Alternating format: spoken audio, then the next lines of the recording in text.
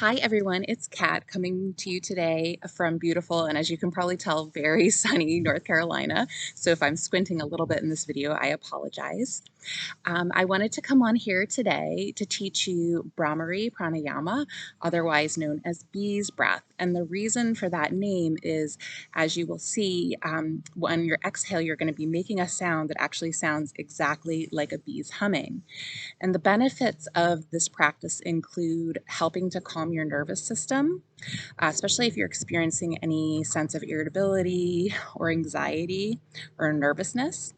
And also, it can kind of help loosen up the tissues in the back of your throat, which can feel really nice if you're experiencing any tension or tightness back there. Sometimes, even just energetically, if we feel like our voice is being silenced or we're having trouble expressing ourselves, we can actually sometimes feel like a sense of physical contraction in our throat area and in our jaw. So the vibration of this pranayama can actually help to loosen this up as well. And another benefit that I learned a few years ago of this practice is that it can actually help break up any kind of congestion, which is something I'm prone to. I have allergies, and especially right now where my family's traveling, sometimes with traveling, like changing altitudes or just being exposed, to different environments, I can get a little stuffed up. So another benefit of this pranayama is to help just physically loosen up some of the congestion that you may be feeling kind of in your sinus areas. So with this pranayama, there's a few ways to do it. You can do it without your hands at all, or more traditionally, you can block your ears with your fingers. So you're just pressing on those little bits of cartilage that are at the opening to your ears. So you just kind of press those to seal off the ear canals. Or if you want to do the full traditional hand mudra, you actually block those same little cartilage pads with your thumbs, and then you use your fingers placed on your hands to block over your eyes, press on alongside your nose and underneath your nose, and then alongside your mouth. So if you did the full mudra, it would look like this.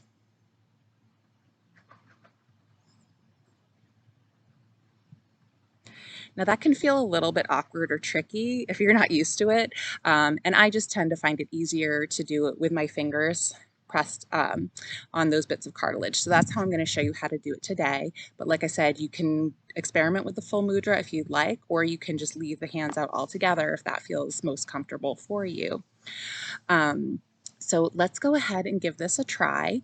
What you do is you're going to inhale through your nose, and then as you exhale, you're going to make a humming sound.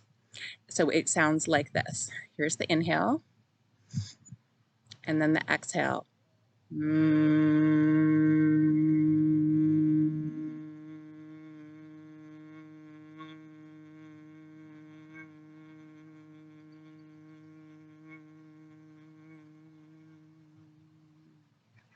And so you're basically exhaling until you're out of breath. Now, I've had some practice with pranayamas, so I've been able to extend over time the length of my inhale and exhale. You may not be able to hold or exhale for as long as I can, and that is absolutely fine. This is one of these things like kind of any other muscle in the body, right? Because you use your diaphragm to inhale and exhale.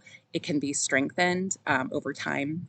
But if you're like me, when you start out, there's no way you'll be able to exhale for that long. And that's totally fine. You'll still get the benefit. And another aspect to this, along with blocking the ear pads, which I'm going to do in a minute when I start to fully lead you through the practice, is you can also close your eyes.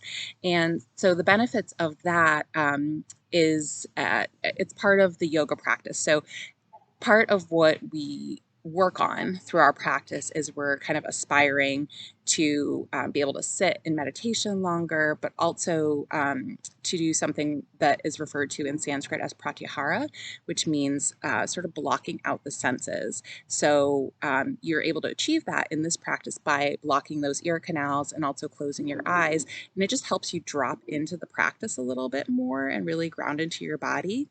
And when you initially start practices like that, you may not be able to get to that point, but it just helps, to close your eyes. That's why we close our eyes often with meditation, and then blocking the ears, because you really are fully immersed in that vibrational sound. So you're welcome to close your eyes too while you're doing this if you'd like to. So why don't we go ahead and do 5 rounds of this? You can always do less or more, just adjusting for whatever you feel like works best for you, but we'll just do 5 together today. So I'm just going to cue the first inhale, and then I won't cue the other ones. What I'll do is I'll just, do my buzzing out sound, and then I'll do an inhale. And you can follow along with me. And like I said, if you're not able to hold the exhale as long, that's totally fine. Just do what works best for you. All right, so here we go.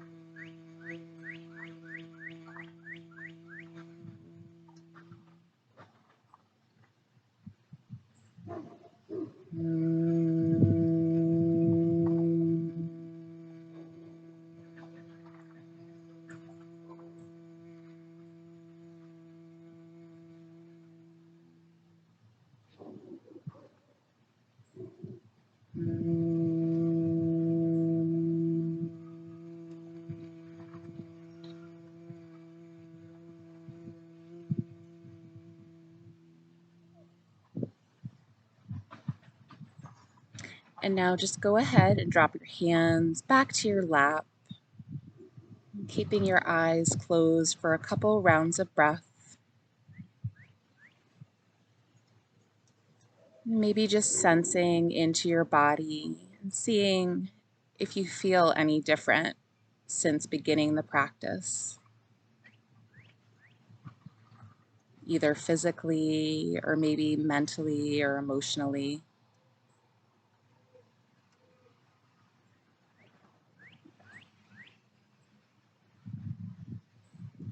And then when you're ready, if you've had your eyes closed, go ahead and just gently start to flutter them open, gently re-engaging with the world around you.